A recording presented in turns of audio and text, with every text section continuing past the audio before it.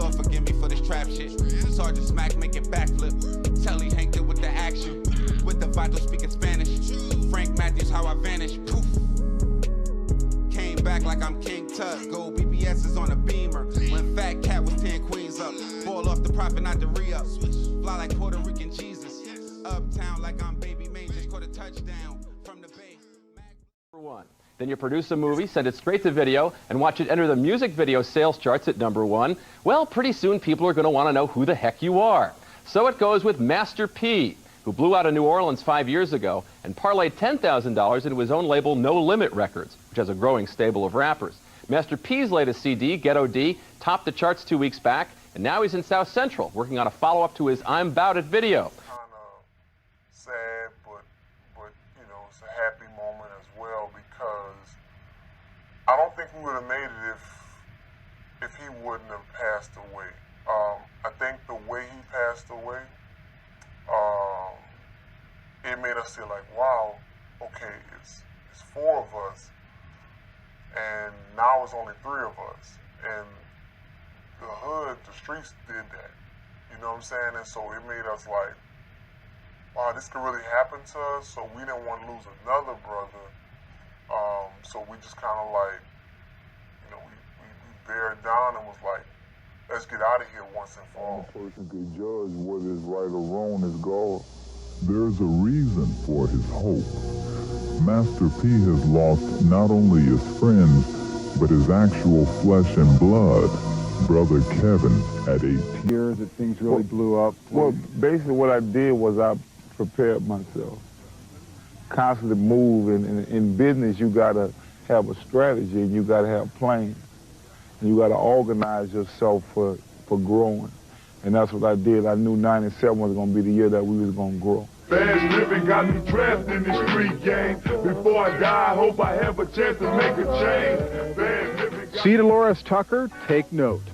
Even though mainstream hip-hop appears to have been heading in a softer, more melodic direction in recent months, the success of Master P and his family of no-limit artists is ample proof that there's still a large audience out there that's hungry for hardcore. My cause in life is to make the best music I could make and talk about the things that I done seen. Other people that don't understand it. I mean, I have parental advisory sticker on my tape. If you figure that this is not something for you or your kids, don't buy it. Is there a heaven for a gangster? Now that the floodgates of success and attention have opened for P and his label, inevitable comparisons are being made to certain other rap entrepreneurs. What do you think of those comparisons, first of all? When people say, oh, he's the independent Puffy, you know? Well, me personally, that make me feel good because I know those people are successful. And I know they done accomplished a lot. But nobody could never judge me with somebody else because I could only be P. Certainly one distinction is P's successful venture into movie making. I'm 'Bout It, a raw, self-produced film about his life in the New Orleans ghetto, has sold over 200,000 copies since its straight-to-video release in June. Y'all know P? P. Don't worry about that, partner. Where P at? Nigga, what's up? Nigga, what's up? What's up? Nigga, that's what's up. I want to be the first ghetto filmmaker in America, you know? All ghetto movies. I'm specializing in movies that nobody else want to make. Y'all know it don't get no realer than this. MTV ain't never been. Y'all in South Central right now shooting a movie. I always feel like somebody's watching me. P's latest film project, I Got the Hookup, is a comedy about 2 guys who run a cell phone theft operation. And it boasts twice the budget of his debut. We're gonna bring Hollywood to the hood, baby. Freeze! Freeze! What the fuck man, that's the black guy! We're going to constantly just crank out movies the same way I did tapes and CDs. So, you know, I mean, I think that's the blessing of having your own company and being able to do your own thing. And that's what No Limit is all about. And if you're friends of P, then, well, Master P's I Got the Hookup is expected to get a theatrical release sometime. Yo, Rap City, check this out. Master P came all the way from New Orleans just to chill with the Les. Okay? And he brought his brother along. How you doing, brother man? Just in the house. What's up, see? Y'all got your ice cream and everything going on already? Ice cream, or can you get somebody to Okay, we gotta get some service. Garçon, garçon, garçon. This. Can I get one of these? Thank you very much. Thank you very much. So what's going on? How's New Orleans treating you? Oh, chilling, you know, everything happening down south, you know, kicking it from the west coast. The down south is all about being body, you know. Mr. Ice Cream Man, this debut, number 3 on Billboard. You know, 400,000 sold, we almost gold, you know, independent, black owned. I cannot believe it. I'm telling you, the East Coast has no idea how large you are. Could y'all check this out? These are hits, right? This is only just the beginning. He hasn't even put all the hits that he really has on his arm, but it's coming. Watch it. You hear what you gonna do when you run out of space? Oh man, then I'm gonna go from my leg to my bag to now. Okay. I'm gonna start just putting them on the wall.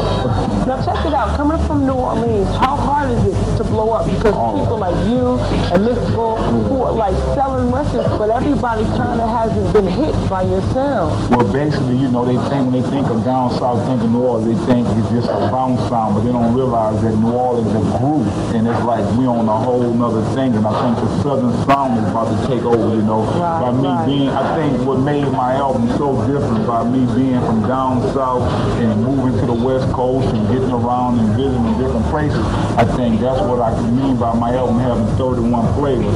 And I think people down south that make music, we call it fire, we call it gumbo, and that's what it's all about, you know, representing that third wall, Calio on the map. Okay, without a doubt. Now, let's talk about how you have your own black-owned company. First of all, how you got signed, because you got hits, and you're doing your own thing, you're a company executive as well as being an artist, so I kind of want to see how you really handle the two of them. Well, basically it's about being successful and starting your own company and being your own boss, and I think that's what life is all about, and that's the biggest challenge that I had in life by growing up in the ghetto.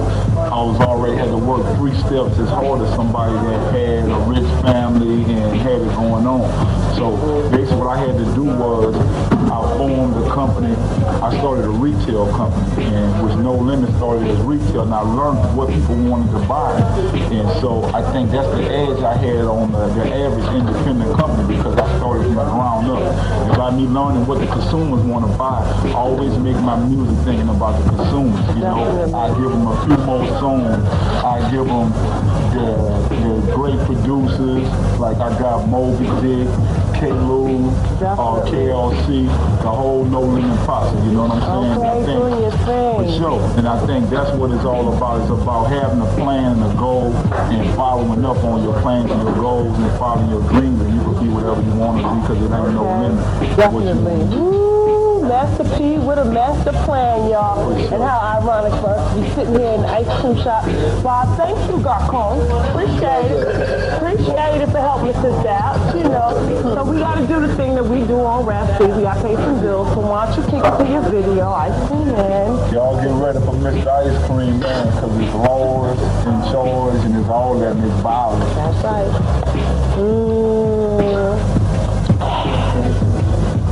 Ice Cream Man.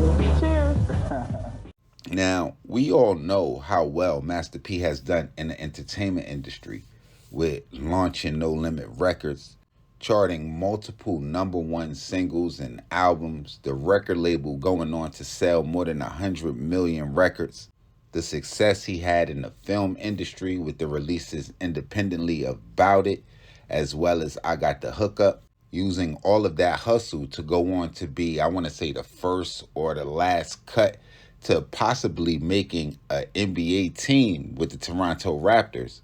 What if I went on to tell you that some of that might have never been possible had it not been for the death of his brother in 1990? What up, though? It's Shay's Popalot. We back on MOBB business. Y'all go ahead and meet us in Louisiana. The NO. The Calliope if you GPSing. Now, if we talking about requests that I got to cover specific people, The person that I'm covering today is going to be at the top, or one of the top of the people on that list. And that person that I'm speaking of is going to be the least known of the Miller brothers. And when I say the Miller brothers, I'm talking about Master P, C Murder, and Silk the Shocker. And the youngest of the four brothers, Silk, would go on to say in the interview that he believed that if it wasn't for the death of his older brother, Kevin Miller, he didn't believe that the trio would make it out of the notorious Calliope projects. Now, there's not a lot of information online about Master P's younger brother, but I tried to find as much information as I could just to try to give you guys an idea of exactly who this mythical figure was. Now, I'm not totally sure, but it's going to be my guess that Kevin was the second of the four brothers and the one closest to Master P in age, which immediately tells me one thing, not that it's definitely the case, but I'm assuming that he was the closest to Master P, because a lot of times, and in a lot of situations that I have seen, the siblings closer in age are those siblings that have that closer bond. The other evidence I have to that is the interview that Master P would do with Feds Magazine in 2011, where he would speak on growing up in the Calliope projects, saying that one day they were kids growing up in the projects. Before he was Master P, he was Percy Miller, saying that he was respected and he made it so his little brothers could come outside, going on to say that if they didn't respect him, they weren't going to respect them. He would explain further how he was the oldest of the four brothers and how he would go on to start a little clique called a Tuesday Crew. When asked to name specific members of this Tuesday Crew, he would name guys like Bruce, Daryl, Johnny, Clukie, Chris, and of all of his three brothers, the only one that he would name was Kevin. Master P, who I'm sure rapped about his brother Kevin more than he ever talked about him in an interview, he would explain getting into the game at a very young age, saying that he was getting his money on, trying to do his thing on a small level, nothing on a large scale, but he did explain that he was getting money and he had a nice car at the age of 17. And this is in very close proximities of the time that Silk is presuming that the death of their brother Kevin changed the course of that family's life. Now, we all know the streets don't got no favorites, and there's not a lot of details into the death of Kevin Miller, because I would have to think that he was easily influenced if he seen his brother with a nice car out getting money to do exactly the same thing. Shit, y'all seen the BMF show in the beginning, Terry and Meech. That shit is playing out just like that in households across the nation. It's almost like if our older brother was going to be a dentist, we all want to be a dentist. Or if our older brother was in the NBA, we all want to go to the NBA. The same rules apply to the streets. And it will be the death of Kevin Miller that will be reported by the Crowley Post-Signal on September the 28th, 1990, that we kind of have to thank for the entire No Limit conglomerate. And like I said, there's not too many details as far as his death. Silk would go on to explain it in an interview where he just was with some people that he shouldn't have been with. The news report would read, 2 Kennermen accused in friend's death. It would go on to state that Kevin Miller, who was 22 at the time of his death, was shot several times in the back and the head. His body would eventually be found on the shoulder of an Interstate 10 exit in St. Charles. Authorities would end up charging a then 17-year-old by the name of Kenneth Williams with second-degree murder, saying that he had gotten a friend, 21-year-old Melvin Ratcliffe, who would eventually be charged with an accessory to the crime, to help him dump the body along the roadside. The chief of police, Nick Kongemi, would say that Kenner police would find out about the shooting earlier that day when one of the suspects, Melvin Ratcliffe, had showed up at headquarters, where he would tell police that Kenneth Williams was the person responsible for the murder of Kevin Miller, saying the two had had a heated argument while driving down I-10. He would fill in the details of the murder to the police after fearing that Kenneth Williams would go on to implicate him. Now, like I said earlier, it's not a lot of information floating around online about Kevin Miller, but I tried to do my best just to paint the picture and give y'all guys the circumstances surrounding the situation that costed him his life. Now, y'all make sure y'all hit the red bell and subscribe button right under this video so y'all know when this real trill spill shit is dropping. Y'all get in the comment box below and y'all run it up. Y'all let me know what cities I need to go to, what stories I need to tell, what I missed, what I got wrong, what gangsters I need to cover, all of that. Tap in with me directly, Instagram, Twitter, POP_A_LOT. Until the next time, y'all know the rules. Salute the almighty mob.